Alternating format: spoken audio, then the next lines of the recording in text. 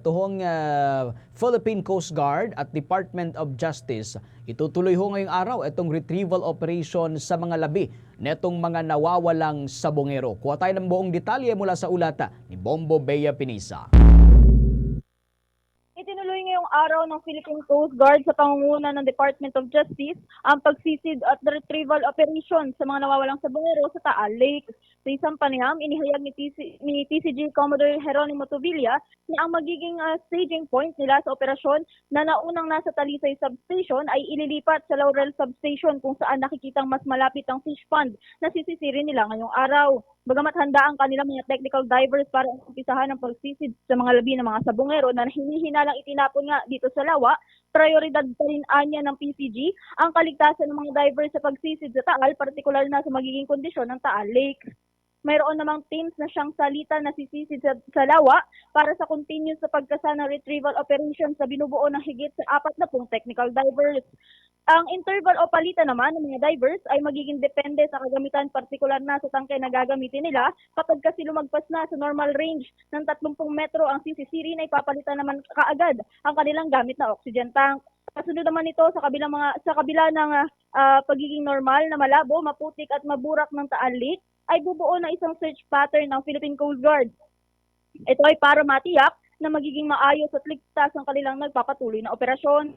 Magiging exclusion area din ang kanilang search operations dahil inaasahan na hindi lamang sa bahaging ito ng Laurel itinapon ang mga labi ng mga sabongero. Kaugnyan, pakinggan natin ang mga bahagi ng pahayag ni Philippine Coast Guard Commodore Jeronimo Tobilla.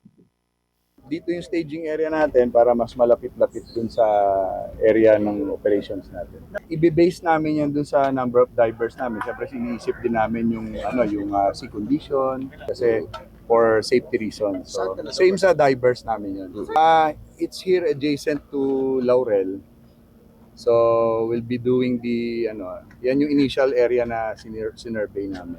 We have teams na mag-i-interval naman yan based sa gagamitin naming tangke at depth ng ida-dive natin. So pagka exceed kami dun sa normal range ng diving operation, we will be using trimix or yung mga nitrox, gano'n. This is a lake, no? So characteristic niya lalo na pagka maalon and nakikita niyo naman murky, no? So same yun sa bottom. As you go deep, medyo lumalabo, maburak din yung lugar. Yung search pattern na gagawin namin na mamaya pag-uusapan namin, no?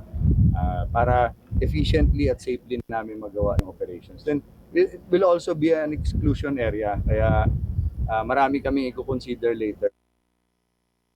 Kaugnay naman sa operasyon, kapag medyo malakas at kung ang kanilang platform na kanilang gagamitin sa operasyon ay maaaring malagay sa alanganin at maging poor visibility ang ilalim ng lawa, ay agad silang aahon para sa kaligtasan ng lahat ng mga nagkakasanang operasyon. Samantala, kaugnay naman sa maaaring pagputok at pag-aalboroto ng Bulkang Taal, patuloy na nakikipag-ugnayan ng Philippine Coast Guard sa Philippine Institute of Volcanology and Seismology para agad silang masabihan kung mayroon bang mga aktibidad ang Bulkang Taal. Tiniyak naman ni Tobilla sa mga kamag-anak ng mga nawawalang sabongero na ginagawa ng Philippine Coast Guard ang lahat ng kanilang makakaya para mahanap at mabigyang hustisya ang kanilang pagkawala. Kaugnay yan, pakinggan natin muli ang tinig ni Philippine Coast Guard Commodore Jeronimo Tobilla. Yes, of course, pagka medyo malakas and yung platform na ginagamit natin for the diving operation mapuput at risk and medyo mag-poor visibility, of course, angat tayo or na dun sa lugar medyo serious na yung sea condition. Tigil tayo. We'll be in close coordination, of course, with the PBOX, no? And lagi safety, no? Hindi tayo basta operate, safety.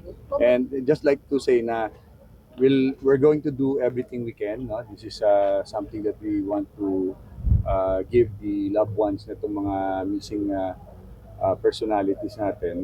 The Coast Guard will do everything it could na lahat ng effort and abilities namin will put into this para matulungan namin. Magtulong-tulong kami lahat. EOJ, the PNP and everything. So, yun yung makakaasa kayo na we'll do everything. Samantala, ganito din ang tiniyak ni Department of Justice Assistant Secretary at Spokesperson Attorney Miko Clavano sa mga naiwang pamilya ng mga biktima. Anya, hindi titigil ang kanilang tanggapan at maging ang katuwang nilang mga ahensya sa paghahanap para matiyak na walang human remains sa lawa at kung meron man ay hahanapin itong mabuti ng mga otoridad. Kaugnayan, pakinggan natin naman ang tinig ni Department of Justice Assistant Secretary at Spokesperson, Attorney Nico Clavano. Until we have a good picture, we will not stop. Kasi pag kailangan ituloy talaga kailangan tapusin yung trabaho. We're here to make sure that there are no human remains or if ever there are, to find them. So until masasabi natin na talagang wala or talagang meron, hindi tayo titigil. Well, this is the most credible information that we've received. So dito muna tayo mag-focus.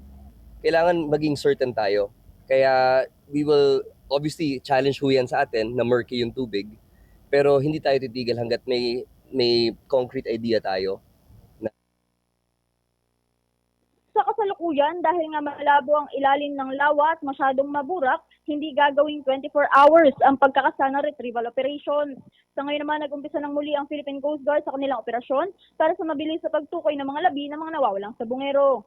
Yan muna mula dito sa Talisay, Batangas. Ito si Bombo Bea Peniza and this is Bombo Radio Philippines, the #1 and most trusted source of news and information.